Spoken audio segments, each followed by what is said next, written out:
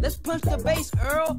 Fire up the auxiliary mega subwoofer. Okay, That's the red button. okay. Earl, wait! No! My back! Watch out! Catch me! Money!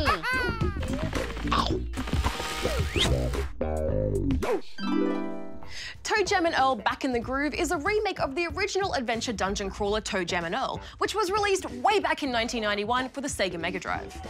After crashing to Earth, funky fresh freestyler rappers ToeJam, Earl and the gang have to find pieces of their destroyed ship so they can return home. I was afraid he was going to say that.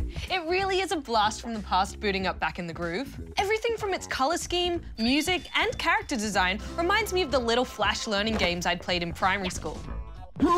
You can play as a selection of classic ToeJam and Earl characters introduced throughout the series, each with their own stats such as inventory space, speed and luck.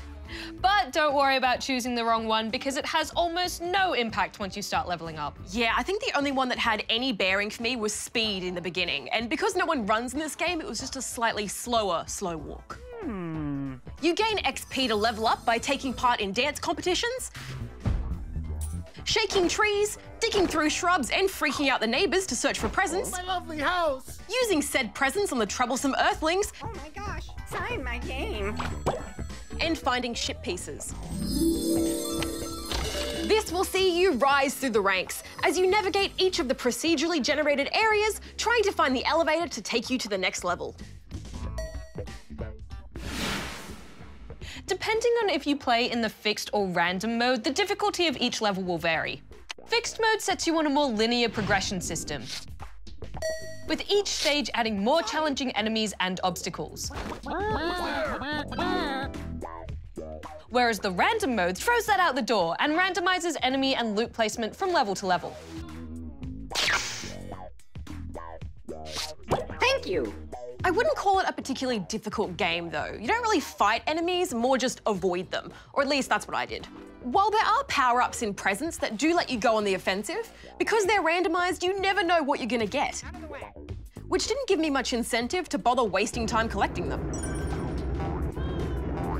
The only guarantee is that broken presents straight up suck, and unless you want to shell out for them to be fixed, they should be avoided, lest you get a nasty surprise.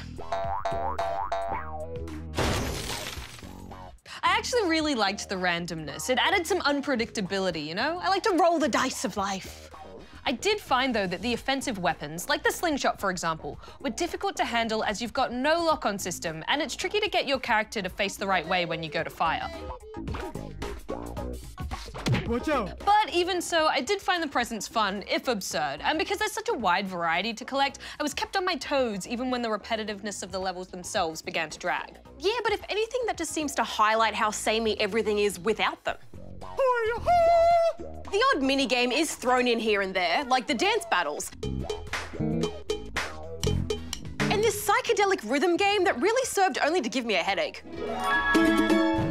But apart from that, it's just wash, rinse and repeat each new level. Yeah, that is true, but it's with a purpose. They're replicating what the original game felt like. This was, after all, a crowd-funded project, and this is what the fans wanted. A game that stays true to the spirit of ToeJam, which meant sticking to the formula.